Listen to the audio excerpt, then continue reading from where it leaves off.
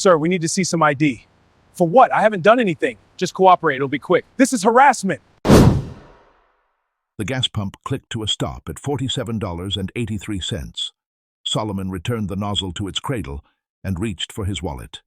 April 4th, 7:15 a.m. Sunoco Station, Office R95, Woodbridge, Virginia. He had been thinking about his mother the entire drive, about the safety locks he installed on her doors over the weekend, about how she called him by his father's name twice and didn't notice. Early-stage dementia, the doctor said. Like that made it easier. A white Ford Explorer swung into the station and stopped directly behind his vehicle, blocking him in. Two men stepped out before the engine died. Tactical vests, holstered weapons. 3 letters stamped across their chests. ICE. The taller one approached first. Late 40s, face carved from years of suspicion. He didn't introduce himself, didn't offer a greeting. Just stopped 3 feet from Solomon and spoke 2 words like they were a verdict. Papers. Documentation. Solomon turned slowly. 15 years of FBI training kicked in before anything else could. Read the situation. Assess the threat. Control your response. His hands stayed visible at his sides. Documentation for what? Proof of citizenship. Proof you belong here. If you're new here, welcome to the channel. We share stories of courage, injustice, and what happens when authority meets accountability. If that's something you need, hit subscribe and turn on notifications, because what happens next at this gas station will stay with you forever. Solomon kept his voice level, calm, professional, the same tone he used when briefing senators on classified operations. I'm a federal agent, FBI. My credentials are in my jacket pocket. The agent's lip curled into something between a smile and a sneer. Sure you are. And I'm the Easter Bunny. He stepped closer. Too close. Hands on the vehicle. Now. 3 cameras were recording. The gas station's CCTV mounted above the entrance. The body camera clipped to the agent's vest, and the dash cam of a Virginia state trooper who had just pulled in for coffee and was watching the scene unfold from his cruiser. Solomon placed his palms on the hood of his own car. The metal was cool against his skin. He had stood in rooms with terrorists who wanted him dead. He had worked undercover operations where one wrong word meant a bullet. He had survived things this agent couldn't imagine. He would survive this too. The agent's partner hung back near the Explorer. Younger. Nervous. His hand rested on his belt, but his eyes kept darting between Solomon and the growing audience of gas station customers who had stopped to watch. The lead agent patted Solomon down, removed his wallet, removed his phone, reached into his jacket pocket, and pulled out the leather case containing his FBI credentials. He flipped it open, studied it for 3 seconds and laughed. Actually laughed. These are fake. I've seen better forgeries from teenagers. Call the FBI field office. They'll verify everything. I'll decide what I call and when I call it. The man standing with his hands on that vehicle wasn't undocumented, wasn't a criminal, wasn't suspicious. He was Special Agent Solomon Okonkwo, FBI Counterintelligence Division. 15 years of service protecting this country from threats most Americans would never know existed. If security clearance higher than most members of Congress, personal commendation from the Attorney General. And for the next 31 minutes, he would be treated like a suspect in his own country. Agent Garrett Hensley had conducted 312 stops just like this one. 84% of his targets were black or Latino. 91% were American citizens with every right to be exactly where they stood. He had never faced consequences, never been disciplined, never been told to stop. But this time, he picked the wrong man at the wrong gas station on the wrong morning, and that man was already planning exactly how to make him pay. What would you do if a federal agent demanded you prove you belonged in your own country? Rain dripped through the ceiling of the shotgun house on Dauphine Street. 9-year-old Solomon placed a pot beneath the leak and listened to the ping of water hitting metal. His mother was on the phone in the kitchen. Her voice sounded wrong, broken in places it had never broken before. His father wasn't coming home. Kwame Okonkwo had died on a job site in Metairie. Heat stroke. He had been repairing an air conditioning unit on the roof of a warehouse while the Louisiana sun cooked everything it touched. The foreman found him collapsed beside his toolbox at 2:47 p.m. No workers' compensation. The company claimed he was an independent contractor, No lawsuit. The family couldn't afford a lawyer. Just a funeral bill that Guerline Okonkwo would spend the next 3 years paying off in installments of $25 a month. Solomon watched them lower his father into the ground at St. Louis Cemetery. Watched his mother stand perfectly still while other women wailed around her. Watched her walk back to the car without crying, because crying was a luxury she couldn't afford. That night, she sat on the edge of his bed and held his face in her hands. Her eyes were dry, but something behind them had changed forever. This country will try to tell you what you are, Solomon. You tell it what you're going to become. She said those words every morning after that, while ironing his school uniform, while counting coins for lunch money, while working double shifts at the hotel on Canal Street and coming home with hands cracked from bleach and chemicals. Guerline had arrived from Haiti at 19 with nothing but a cousin's address and a willingness to work until her body gave out. She cleaned hotel rooms for 23 years, made beds for tourists who never looked her in the eye, scrubbed toilets for businessmen who left tips smaller than their contempt. But her son would not clean rooms. Her son would not die on a rooftop in the heat. Her son would become something this country could not ignore. Solomon listened. Solomon believed. Solomon became Frederick Douglass High School, valedictorian, full scholarship to Xavier University, Tulane Law School, where professors told him he was destined for a courtroom, partnership at a major firm, wealth, prestige, everything America promised to those who worked hard enough. He wanted something different. He wanted the streets, the same streets that had swallowed so many boys who looked like him, the same streets where his father's friends had disappeared into prison cells and early graves. He didn't want to defend people after the damage was done. He wanted to stop the damage before it started. FBI Academy at Quantico. 28 years old. The only black man in his training class. He graduated 3rd overall and 1st in firearms qualification. Organized crime division took him first. Then counterintelligence came calling. 15 years of service. Operations he couldn't discuss with anyone, including his own mother. Foreign operatives attempting to infiltrate American infrastructure. Cases that required clearances most politicians couldn't obtain. Briefings with senators who shook his hand and thanked him for his service. A personal commendation from the Attorney General, framed on his mother's wall next to his father's funeral program. Solomon had given everything to a country that still couldn't decide if he belonged. He visited his mother every month, drove down from D.C. to Richmond, where he had moved her after the 9th Ward never fully recovered from Katrina. She was 74 now. The dementia had started small, forgetting where she put her keys, calling him by his brother's name, then by his father's name, then asking who he was before the recognition flooded back into her eyes. He spent that weekend installing safety locks on her doors, convincing her to accept a part-time caregiver, watching her forget him and remember him and forget him again. He was exhausted when he left, heartbroken, barely holding himself together as he drove north on I-95, thinking about mortality and memory and all the things we lose before we're ready. He stopped for gas at a Sunoco station in Woodbridge because the tank was almost empty. And a man named Garrett Hensley decided that none of that mattered. To Hensley, Solomon wasn't an agent, wasn't a son, wasn't a man who had spent his life serving a country that kept questioning his loyalty. He was just another African who needed to prove he belonged. Hensley had no idea who he was dealing with. But standing at that gas pump, hands on his own vehicle, Solomon was already thinking like the FBI agent he had been for 15 years. Document everything. Build the case.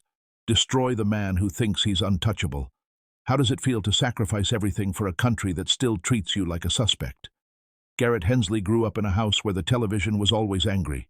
Talk radio in the kitchen. News channels in the living room. His grandfather complaining about the chemical plant that automated away his job. His father complaining about the mines that closed and never reopened. Parkersburg, West Virginia taught its children a specific kind of hunger, not for food, for someone to blame.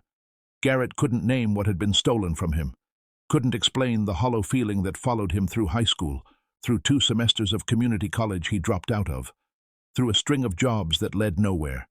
He just knew that someone somewhere had taken something that should have been his. He found ICE in 2012, found purpose, found power, found a uniform that made people look at him the way nobody had ever looked at him before, with fear. 13 years on the job had crystallized his worldview into something simple. There were Americans, and there were invaders, and he could always tell the difference. The way they talked, and the way they moved, the way they looked at him when he approached. He had a gift for spotting people who didn't belong. His colleagues had a nickname for him, Papers, because that was always his first word. Not hello, not good morning, not can I help you, just Papers, said like an accusation, said like the verdict had already been decided before the conversation began. 312 citizenship verification stops in 4 years. 84% targeted Black or Latino individuals. His success rate for actual immigration violations was 9%. 9%, meaning 91% of the people he stopped were American citizens with every legal right to be exactly where they stood. Any legitimate law enforcement agency would have pulled his badge years ago, but Hensley's supervisors measured success in activity, not accuracy. Stops conducted, forms filed, the appearance of vigilance. 17 complaints sat in his personnel file. Different names, different dates, same pattern. A Salvadoran grandmother detained for 45 minutes outside her church on Easter Sunday, while her grandchildren waited inside wondering where she was. A Puerto Rican veteran questioned at his daughter's soccer game, humiliated in front of other parents who never looked at him the same way again. A Nigerian doctor stopped in the parking lot of the hospital where he had worked for 11 years, his white coat ignored, his credentials dismissed as probably fake. Each complaint was filed. Each complaint was reviewed. Each complaint was dismissed due to insufficient evidence of wrongdoing. One internal memo did flag his behavior. A supervisor named Pauline Schaefer wrote 6 words that should have ended his career. Agent Hensley's pattern-based approach creates significant liability. Recommend reassignment. The memo was filed. The reassignment never happened. Hensley kept hunting. What his supervisors never saw lived in his phone. Group texts with 3 other agents who shared his worldview. Jokes about suspects. Complaints about these people. A digital record of exactly who Garrett Hensley was when he thought no one was watching. April 4th started like any other shift. He was driving on I-95 when he spotted the black man at the gas pump. Nice car, well-dressed. Something about him seemed off. Hensley couldn't explain what off meant. He just felt it. The same instinct that had guided 312 previous stops. The same gut feeling that had never once been questioned by anyone with the power to stop him. He pulled into the station and blocked the man's vehicle. Standard approach. Establish control immediately. Don't give them time to think. Papers. Documentation. The man turned slowly. Too slowly. Calm in a way that felt like resistance. Hensley's suspicion doubled. Innocent people acted nervous. Guilty people acted calm. He had learned that on the job and never questioned whether it was true. I'm a federal agent, FBI. My credentials are in my jacket pocket. Hensley almost laughed. Almost. He had heard every excuse in the book. Doctor, lawyer, businessman. They all had stories. They all had fake IDs that looked almost real. This one was just more creative than most. Hands on the vehicle. He patted the man down, found the FBI credentials, and examined them for 3 seconds and decided they were forgeries. They had to be, because the alternative meant Hensley had made a mistake, and Garrett Hensley did not make mistakes. His partner Boyd stood near the Explorer looking uncomfortable. A few customers had stopped to watch. Someone had a phone out. None of that mattered. Hensley had done this hundreds of times. The audience always dispersed. The complaints always disappeared. The system always protected him. But Solomon Okonkwo wasn't like the others. He wasn't going to file a complaint that would get lost in bureaucracy. He wasn't going to go home and try to forget what happened. He was standing at that pump with his hands on his vehicle, memorizing every detail. The timestamps, the badge numbers, the exact words Hensley used. I'm building a case in real time the way he had built cases against foreign operatives for 15 years. Garrett Hensley saw a target and saw an easy stop. Solomon Okonkwo saw a defendant and saw the most important case of his career. Only one of them understood what was really happening at Pump 7, and by the time Hensley figured it out, everything he had built would already be burning. Do you think agents like Hensley are exceptions to the system, or exactly what the system was designed to create? Hensley's hands moved across Solomon's body like he was searching for contraband on a street corner. Shoulders, sides, waist, legs. The pat-down was textbook in technique, but the intent was something else entirely. This wasn't a search. This was a performance. The gas station parking lot had become a stage. The customers stood frozen beside their vehicles, watching. A woman with 2 children in her minivan covered their eyes. An elderly man in a pickup truck shook his head slowly, his coffee forgotten in his hand. The Virginia State Trooper sat in his cruiser with the engine running, dashcam recording everything. Solomon kept his palms flat on the hood. The metal had warmed under the morning sun. He focused on his breathing. In through the nose, out through the mouth. The same technique he used during interrogations. The same calm that had kept him alive in rooms with men who would have killed him without hesitation. Hensley pulled the FBI credentials from Solomon's jacket and flipped them open again, studied them like a man looking for flaws in a forgery. His lips moved slightly as he read the name, the title, the badge number that could be verified with a single phone call. "These are fake." He said it loud enough for everyone to hear. "Good quality, but fake. Call the Washington field office. Ask for Assistant Director Thornton. He'll verify. I told you. I decide what I call and when I call it." Agent Boyd Creech stood near the Explorer with his arms crossed. Something was wrong. He could feel it in his bones. 13 months working with Hensley had taught him to recognize the patterns. The targets who trembled, the targets who cried, the targets who begged. This man did none of those things. This man stood with his hands on his vehicle like he was waiting for something, like he knew how this was going to end. "Garrett." Boyd's voice came out smaller than he intended. "Maybe we should make the call." "Shut up, Boyd. I've got this under control." 23 minutes had passed. Solomon counted them in his head. 23 minutes of questions he had already answered.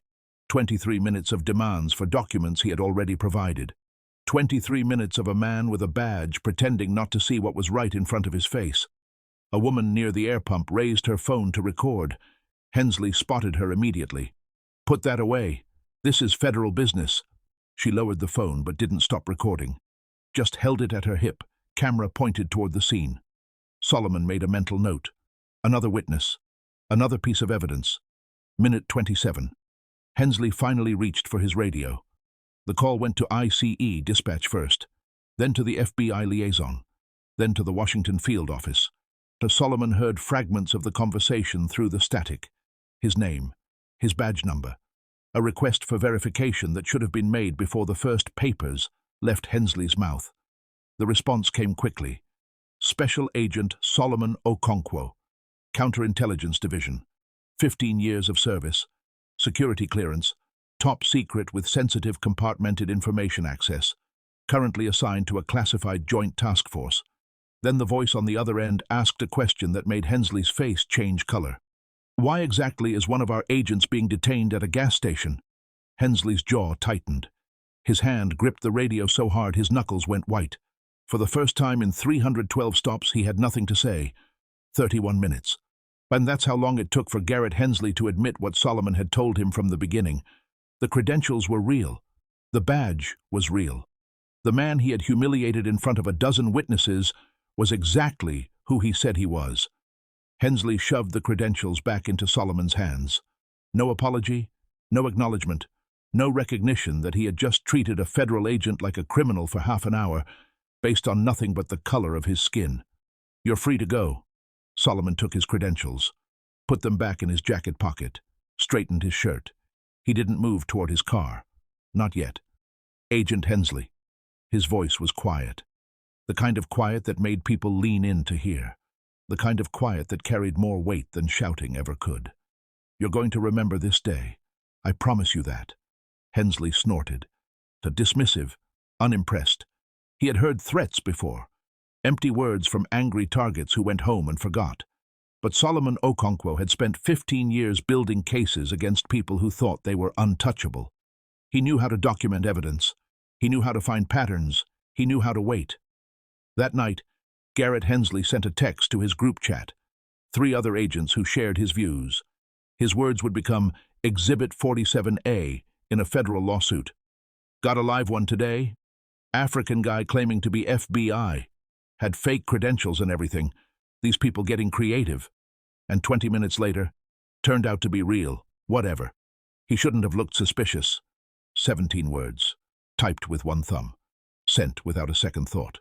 Those 17 words would cost him everything. If someone wrongly detained you and then let you go without an apology, would you walk away or would you fight back? The lawsuit landed on the Department of Homeland Security's desk like a grenade. U.S. District Court, Eastern District of Virginia. 4 defendants named in bold black type. Agent Garrett Hensley, Agent Boyd Creech, ICE Field Director Warren Kessler, the Department of Homeland Security. The complaint was 53 pages long, every minute documented, every word catalogued, every violation spelled out in language that left no room for interpretation. Government attorneys reviewed the evidence and immediately requested a settlement conference. They offered $2.1 million.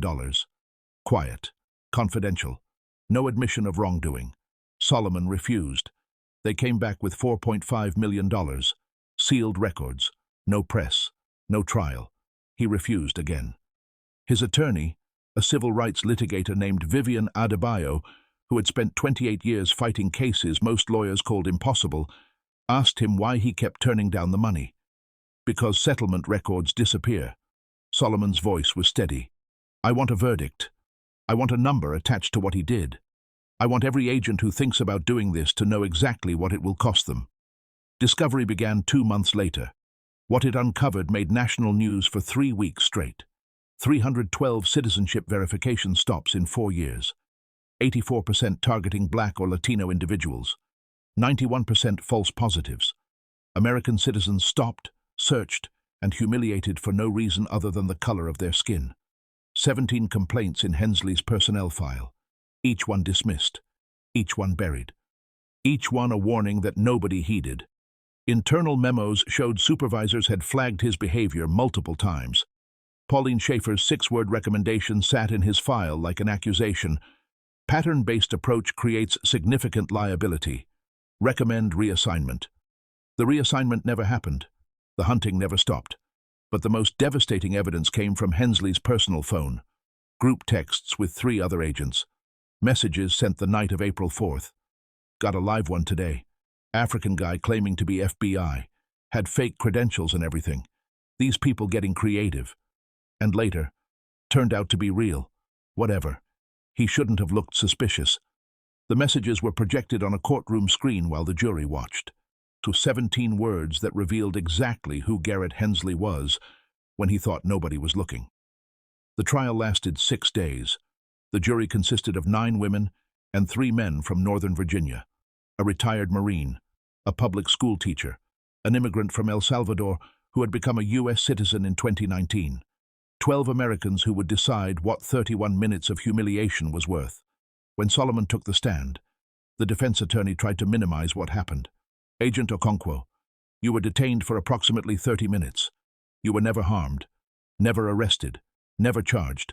Isn't this lawsuit simply an overreaction to an inconvenience? Solomon leaned forward. His voice filled the courtroom without rising. I have spent 15 years protecting this country from threats that most Americans will never know existed. I have missed holidays. I have sacrificed relationships. I have given pieces of myself that I will never get back, all to keep this nation safe. He paused. The jury watched. And on April 4th, I stood in a gas station parking lot while a man with a badge told me I didn't belong, told me my credentials were fake, told me without saying the words that my black skin made me suspicious, made me a target, made me less than American. His eyes found the jury. 30 minutes. You're right. But those 30 minutes told me something I've tried to forget my entire career. That no matter what I achieve, no matter what I sacrifice, no matter how many times I prove my loyalty, there will always be men like Garrett Hensley who see my face before they see my badge. The courtroom was silent. That's not an inconvenience, counselor. That's an indictment. Of him, of the system that protected him, and of a country that still can't decide if people who look like me belong here. The jury deliberated for 5 hours. $11.7 million, $4.8 million in compensatory damages, $5.9 million in punitive damages, $1 million to establish a civil rights training program for federal immigration officers. Agent Garrett Hensley was terminated. His pension was revoked. Federal prosecutors opened an investigation into his conduct, spanning 4 years of documented abuse. Agent Boyd Creech resigned 2 weeks after the verdict. He issued a public apology and agreed to testify against his former partner in the ongoing investigation. Field Director Warren Kessler was forced into early retirement. His legacy reduced to a single line in news articles: "The man who let it happen."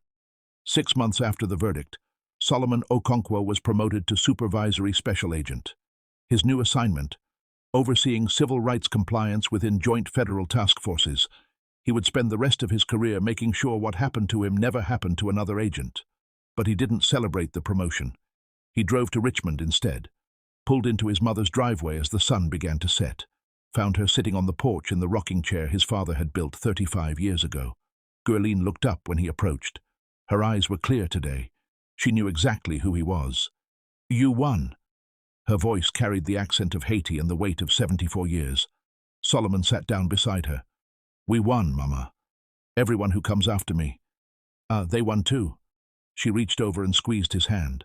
Her skin was thin now, fragile in a way that reminded him how much time had passed, how much she had sacrificed, how many hotel rooms she had cleaned so he could stand in courtrooms and demand justice. "Your father would be proud." She paused. "I'm proud." Solomon didn't cry often. He had trained himself not to. The job required compartmentalization, distance, control. But that evening, watching the sun sink below the tree line while his mother held his hand, he allowed himself a few tears. Not for the money, not for the verdict, not even for himself. For every black man who had been stopped, questioned, and humiliated without the credentials to fight back. For every father who died on a job site without justice. For every mother who scrubbed hotel toilets so her children could have something better. For the boy in the shotgun house on Dauphine Street who listened to rain drip through the ceiling and decided he would become something this country could not ignore. This country had tried to tell him what he was. He told it what he became. A badge should mean protection. A uniform should mean service. But for too many Americans, these symbols have become threats. Tools of humiliation wielded by men who confuse authority with supremacy. Solomon Okonkwo wore his badge with honor. Garrett Hensley wore his like a weapon. The difference cost $11.7 million. And a career that should have ended 312 stops ago. Justice doesn't always come quickly. Sometimes it takes lawsuits and jury verdicts and national headlines. But it comes. And when it does, it reminds us of a simple truth. The uniform doesn't make the man. The man makes the uniform. Solomon proved that on the witness stand. Garrett proved it in his text messages. And 12 ordinary Americans understood the difference. That's not just a verdict. That's accountability. That's change. That's what happens when one person refuses to stay silent. If this story moved you, hit that subscribe button and turn on notifications so you never miss another video. We share stories like this every single week. Stories of courage, stories of justice, stories of ordinary people who refused to accept that things had to stay the way they were. Drop a comment below. Have you ever been made to feel like you didn't belong in your own country? Share your experience. Your words might be exactly what someone else needs to hear today. And if you know someone who needs this message, share this video. Justice doesn't spread itself. People do. Until next time, carry yourself with dignity, document everything, and never forget that your voice is the most powerful weapon you own. Solomon's mother spent 23 years cleaning hotel rooms so her son could clean house on men like Garrett Hensley. That's legacy. That's love. That's what happens when sacrifice meets opportunity. And somewhere in Richmond, on a porch built by hands that never got to see what they made possible, a mother and son watch the sunset together. That's not a settlement. That's victory.